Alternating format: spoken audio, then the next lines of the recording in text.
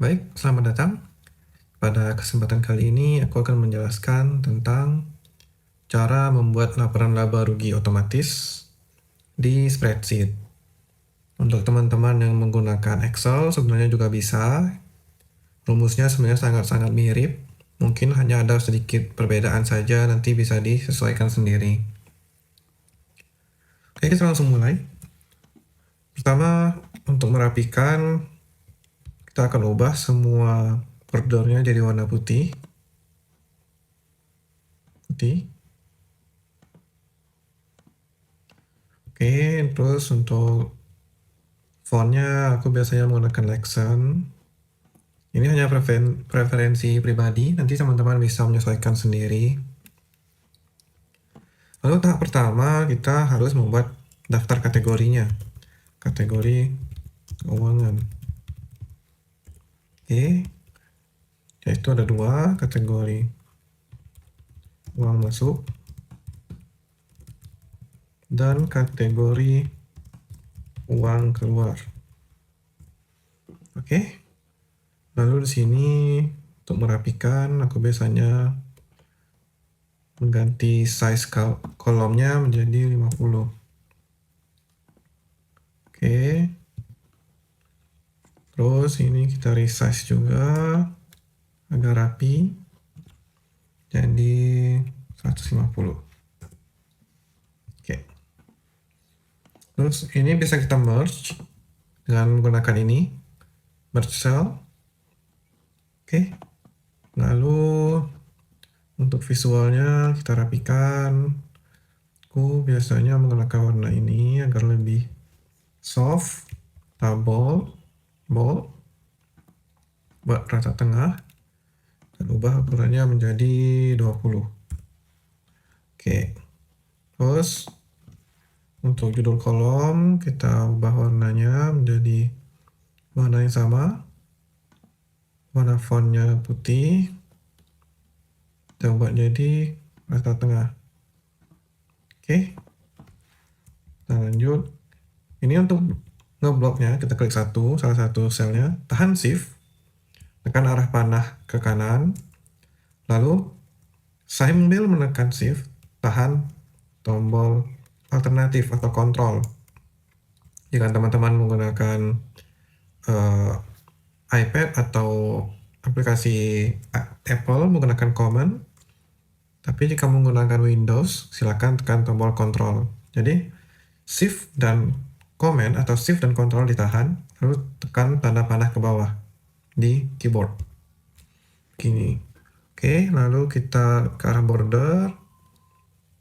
Kita ganti warnanya biasanya dengan ini. Oke, lalu pilih yang all border. Nah, jadinya lebih rapi. Oke, kita masukkan keterangan uang masuk, misalnya penjualan, lalu investasi owner misalnya, lalu investasi dari investor, dan lainnya. Nanti silakan disesuaikan sendiri dengan kebutuhannya. Lalu untuk kategori uang keluarnya, misalnya gaji karyawan, sewa, utilitas,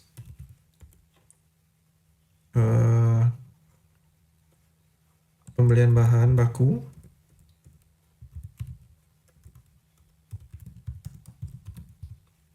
oke, ini cukup segini saja biar mempermudah. Nanti silakan disesuaikan dengan kebutuhan masing-masing ya. Oke, setelah kategori keuangan kita atur, selanjutnya kita membuat pencatatan uang masuk. Pencatatan uang masuk.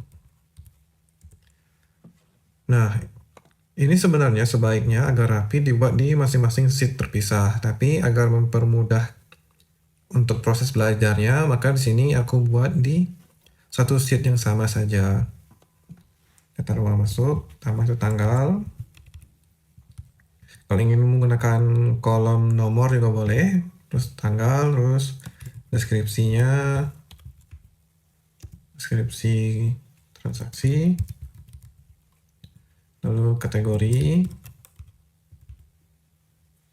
terakhir adalah nominal. Ini aku buat versi sederhana saja. Untuk kolomnya nanti bisa teman-teman sesuaikan sesuai kebutuhan, bisa ditambah atau dikurangi. Ini sama seperti tadi, kita ubah ukuran-ukurannya untuk merapikan. Lalu warnanya tadi ini ya. Kita bold, tanggal juga sama, tahan shift dan control atau shift dan command. Rata tengah, warnanya ini oke, terus fontnya putih. Nah, ini kan kekecilan, jadi kita resize dulu. Klik kanan, terus resize. Misalnya di sini aku buat jadi 250. Oke. Lalu kita blok lagi, shift, tahan, shift alternatif, shift command, arah ke bawah. Kita bikin all border. Oke.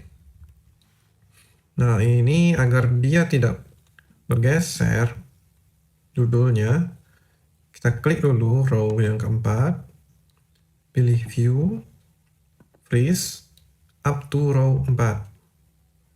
Nah, sekarang judulnya sudah tidak bergeser. Oke, setelah ini kita masukkan untuk tanggal. Kita akan buat agar bisa memunculkan kalender otomatis. Sekarang kan belum bisa. Jadi pertama-tama kita blok seluruh kolomnya dari baris kelima, tahan shift, command atau shift dan control, lalu tekan arah bawah. Oke, kita klik data, data validation, add rule, lalu bagian kriteria kita ganti menjadi is valid date. Ini kita munculkan. Jadi ketika teman-teman tidak menginputkan format yang sebenarnya atau formatnya salah, dia akan muncul notifikasinya. Lalu untuk jenis peringatannya reject the input jika datanya tidak sesuai. Lalu pilih OK, done. Sekarang teman-teman bisa lihat, jika kita masukkan selain tanggal, misalnya ini aku masukkan A, dia akan muncul peringatan bahwa datanya tidak sesuai. Lalu untuk menginput tanggal yang benar adalah dengan menggunakan double klik, akan muncul kalender, atau dengan input manual, yaitu bulan, garis miring tanggal, misalnya tanggal 20, garis miring tahun. Nah, dia akan begitu. Ini kan formatnya masih kurang rapi, jadi kita blok lagi seperti tadi, shift control atau shift command ke arah bawah. Pilih yang format penulisannya 1, 2, 3 ini. Lalu scroll ke bawah, pilih yang 26 September ini. Atau jika belum ada, teman-teman bisa milih yang ini, custom date and time. Oke, kita pilih, ini contohnya ini. Nah, dia akan berubah otomatis seperti ini. Kita buat dia rata tengah. Oke. Lalu untuk deskripsi transaksinya boleh dicatatkan. Ini karena untuk data dummy, jadi aku asal tulis aja ya untuk deskripsinya. Deskripsi transaksi 1 misal. Terus ini kategorinya. Ini kan belum ada opsi drop down. Jadi kita bikin dulu opsinya agar lebih mudah, lebih rapi. Tahapannya sama, tahan shift dan control atau shift dan command, lalu tekan arah bawah di keyboard, lalu data validation, add rule, drop down-nya kita ganti ke drop down from range, lalu klik di sini, lalu pilih simbol ini, select data range. Oke, klik lagi di sini. Nah, kita pilih datanya tadi.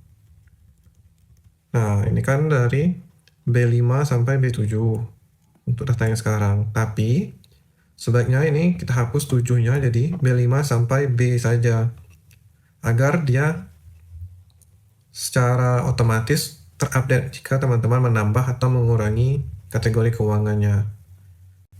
Ini kita oke, terus untuk jenisnya ini masih sama, reject. Nah, untuk displaynya bisa chip, row, atau plain text. Nah, kalau chip dia akan seperti ini, kalau row dia seperti ini. Untuk kali ini aku akan menggunakan chip. Teman-teman juga bisa menggunakan row atau plain text sesuai kebutuhan. Dan nah, kenapa aku menyarankan untuk menghapus angka 7 tadi? Contohnya sekarang. Kita lihat ini ada 3 opsi sesuai dengan yang ada di sini. Sekarang jika kita tambah, misalnya kita tambah misalnya hibah misalnya. Hibah. Nah, otomatis di kategorinya juga akan bertambah opsi hibah. Tapi jika teman-teman hanya menulis sampai B7 tadi di pengaturan drop-down-nya, maka dia tidak akan muncul di sini opsi hibahnya. Begitu. Nah, kalau kita hapus sekarang, opsi hibahnya juga otomatis terhapus. Oke, lalu untuk nominal. Nah, untuk nominal ini sebenarnya bisa di-input langsung, tapi aku biasanya selalu memasukkan date validation juga, sama seperti sebelumnya, untuk menghindari data yang error dan tidak terbaca oleh sistem otomatis nantinya. Caranya, kita buka data validation, ini kita blok lagi tadi, lalu add rule, di dropdown ini kita ganti menjadi greater than. Lalu di sini sudah kita pilih greater than, lalu show text-nya dan value-nya di atas 0. Jadi yang data yang diterima oleh sistem hanya angka bernilai positif. Dan kita reject data yang di luar ketentuan. Kita pilih. Nah. Oke, sekarang kita lihat.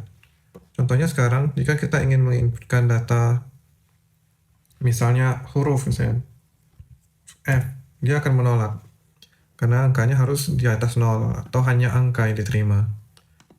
Jadi contohnya di sini kita masukkan 1 juta. Begini. Dia akan menerimanya, tapi ini kan belum ada simbol mata uangnya. Jadi kita blok dulu, seperti tadi. Kembali lagi ke sini, 123. Pilih yang Indonesian Rupiah. Jika belum ada, silakan di-scroll ke bawah dan pilih Custom Currency. Oke, karena ini sudah ada, jadi aku pilih sini aja. Nah, dia otomatis menjadi 1 juta. Lalu untuk transaksi kedua, misalnya. Oh, ini kategori belum terpilih tadi ya. Kita pilih dulu kategori, misalnya investasi. Kecilan, kita perbesar. Jadi 150. Oke. Lalu ini masih kekecilan, tapi biar muat secara visual agar teman-teman bisa melihatnya, jadi tidak apa-apa terpotong. Lalu untuk kategori kedua, misalnya penjualan, misalnya kita dapat keuangan 250.000. Lalu tanggal, oh ini kok tanggal kelewat ya. Ini juga tanggal 4. Lalu misalnya juga tanggal 4. Sini misalnya transaksi 3. Jenis kategorinya misalnya juga penjualan sebesar 750.000. Lihat, ini aku tidak menginputkan mata uang ataupun tanda koma segala macamnya, hanya angka. Dia otomatis menyesuaikan. Oke, kita lanjut ke kolom tabel berikutnya. Yaitu untuk pencatatan uang keluar. Ini kita buat agak cepat, kita copy saja ini seluruhnya. Klik aja nama kolomnya dari E sampai H, lalu Ctrl C atau Command C kalau dia menggunakan Mac, pilih kolom J-nya, lalu Ctrl V dipastekan. Nah, dia akan masuk ke sini. Ini semua ketentuan yang tadi akan ikut. Nah, ini kita update menjadi uang keluar. Lalu untuk kategorinya kita ganti.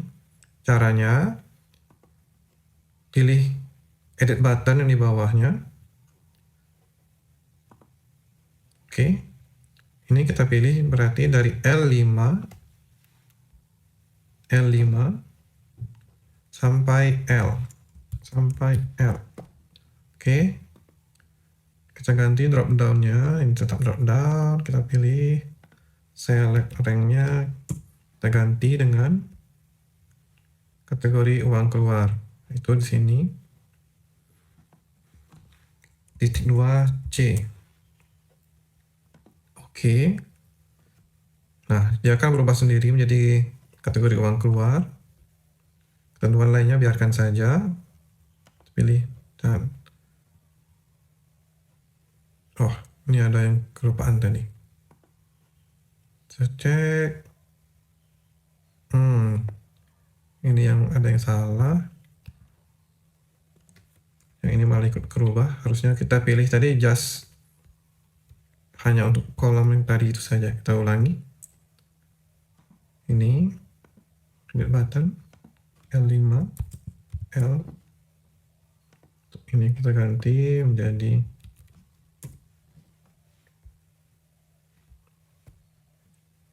kategori uang keluar. Oke. Ini lalu C, lalu kita oke kan.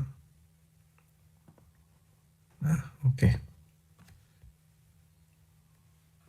Oke, ini kita ganti dulu. Kita hapus. Ini jadi cara menghapusnya cukup diarahkan aja kursornya ke sini atau diklik satu kali lalu tekan backspace di keyboard. Contohnya sini kita ganti menjadi gaji karyawan, ini kita gantinya di utilitas, ini kita ganti jadi pembelian bahan. Nah, sekarang pencatatannya udah selesai. Berikutnya kita akan membuat laba ruginya, perhitungan laba rugi otomatis. Dari size ini 50. Oke, di sini adalah laporan laba rugi otomatis. Oke, ini judulnya adalah ini kategori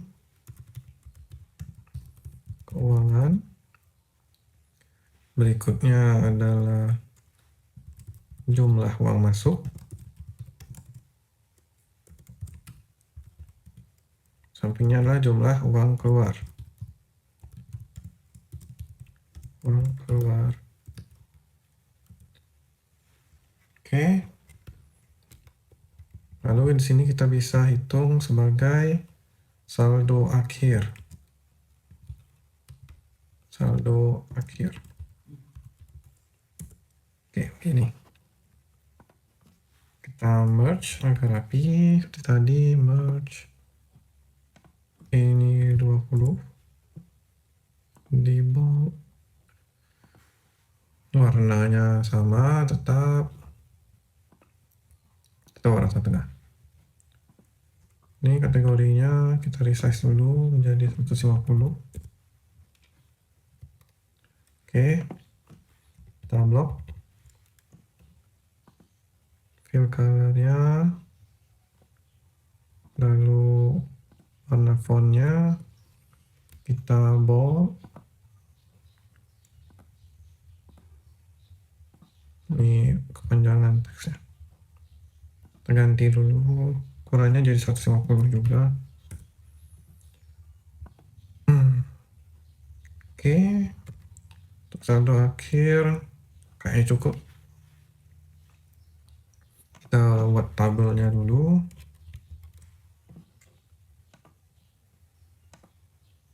Nah, Sekarang kita akan menyusun agar kategori keuangannya muncul otomatis berdasarkan kategori yang kita atur di sini. Caranya, kita menggunakan rumus sama dengan filter,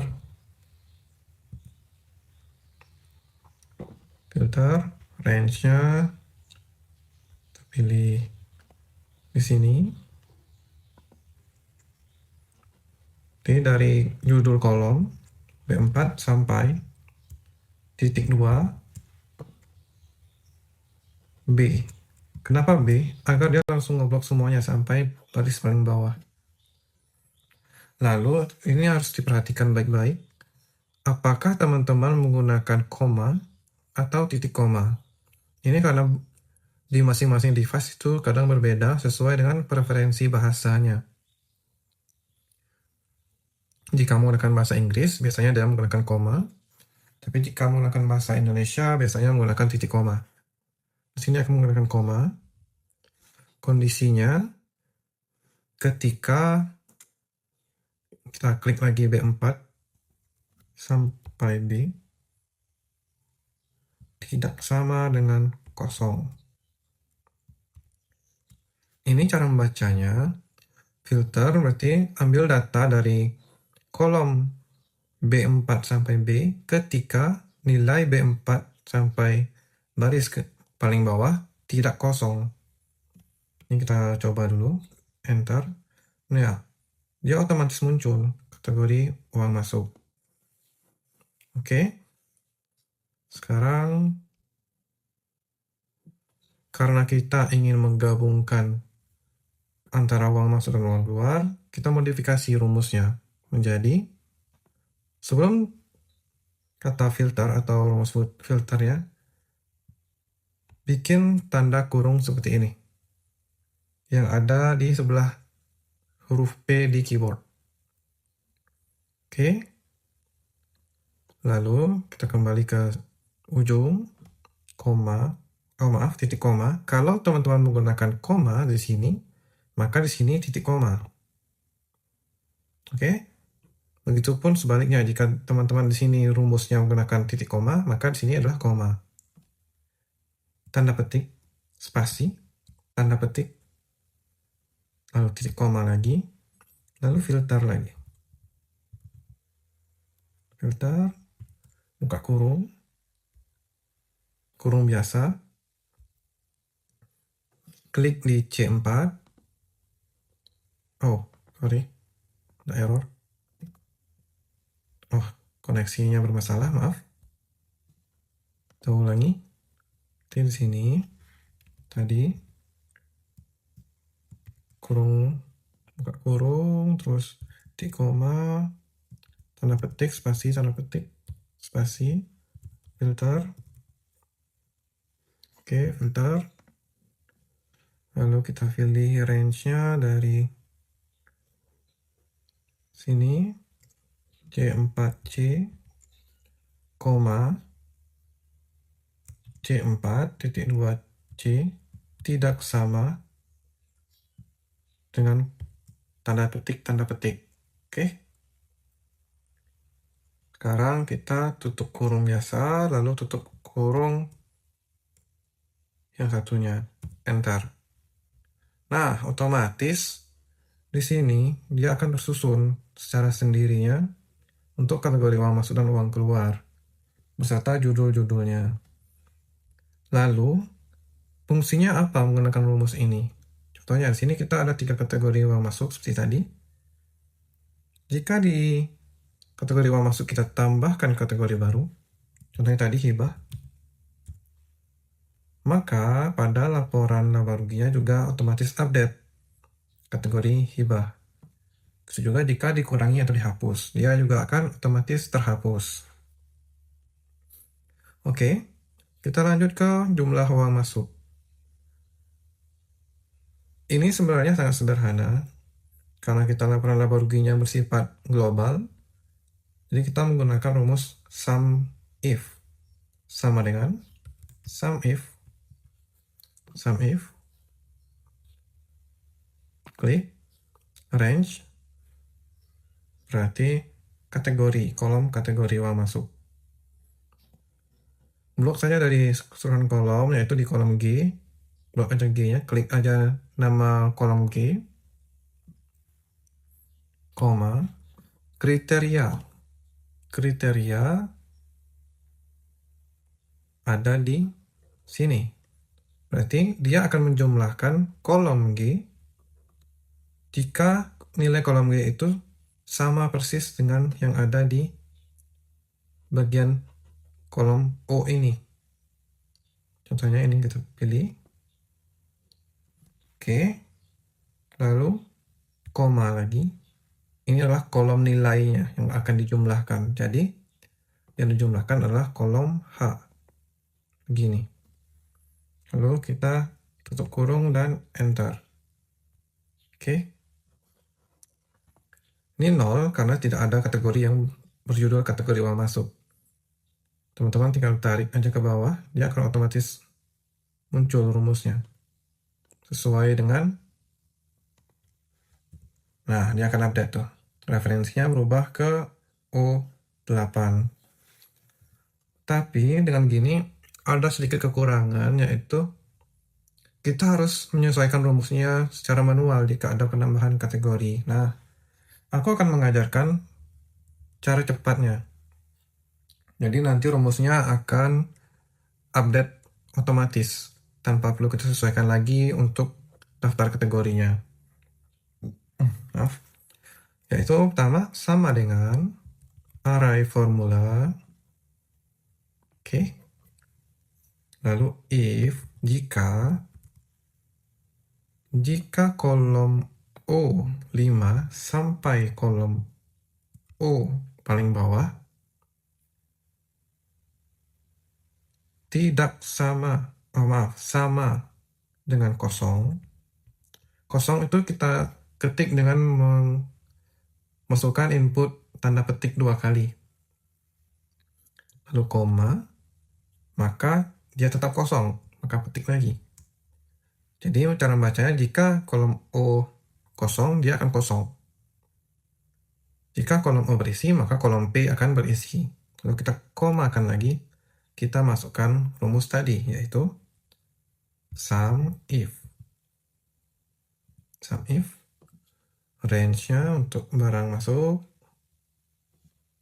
kolom G untuk kriteria atau kategorinya, koma, kriterianya ada di sini kan, di O5 sampai, nah inilah perbedaannya kalau kita menggunakan array formula. Kategorinya bisa kita masukkan langsung satu kolom, titik 2 O, koma, yang akan dijumlahkan adalah kolom H. Begini. Oke, tutup kurung. Oke, sekarang kita lihat. Tekan enter. Nah, dia akan otomatis terisi semua selama data yang sini terisi. Ini kenapa? Padahal kolom barisnya kosong tapi terisi 0. Karena ini sebenarnya tidak kosong. Di rumus sini kita sudah menginputkan spasi. Spasi pun terhitung. Begitu. Lalu untuk merapikannya bagaimana? Nanti kita akan menggunakan conditional formatting. Jadi nilai 0 akan kita hide. Oke, kita masukkan untuk rumus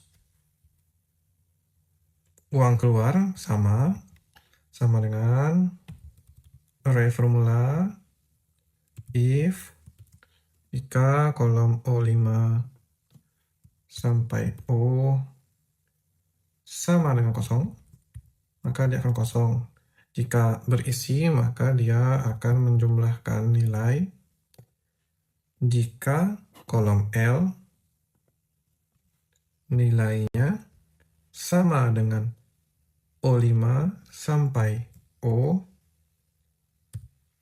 akan dijumlahkanlah kolom M. Lalu tekan enter. Gitu. Cara bacanya begini. Jika kolom O5 kosong atau tidak ada data, dia tidak akan memunculkan rumus. Tapi jika kolom O dari O5 sampai baris paling bawah ada rumus atau ada data di kolom tersebut, di sel tersebut, rumus ini akan berjalan. Itulah kenapa sum if di sini atau sum if di sini berbeda dengan sum if yang tadi. Karena sum if yang sini sudah disesuaikan dengan kebutuhan array formula. Jika teman-teman ingin menggunakan secara manual seperti tadi juga bisa, tidak ada masalah. Tapi aku lebih merekomendasikan menggunakan array formula seperti ini agar teman-teman tidak perlu melakukan editing jika ada perubahan kategori keuangan. Lalu kita lanjut ke saldo akhir. Ini kita buat simpel saja, yaitu sama dengan sum. Kita blok jumlah uang masuknya nanti dari P5 sampai P.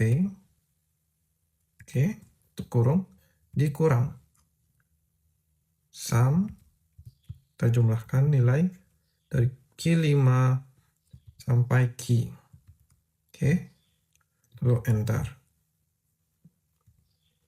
Oke, lalu kita ubah formatnya menjadi mata uang. Kita blok dulu semuanya.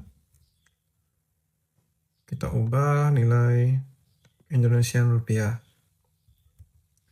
Nah, ini akan muncul nilai transaksi masing-masing kategori.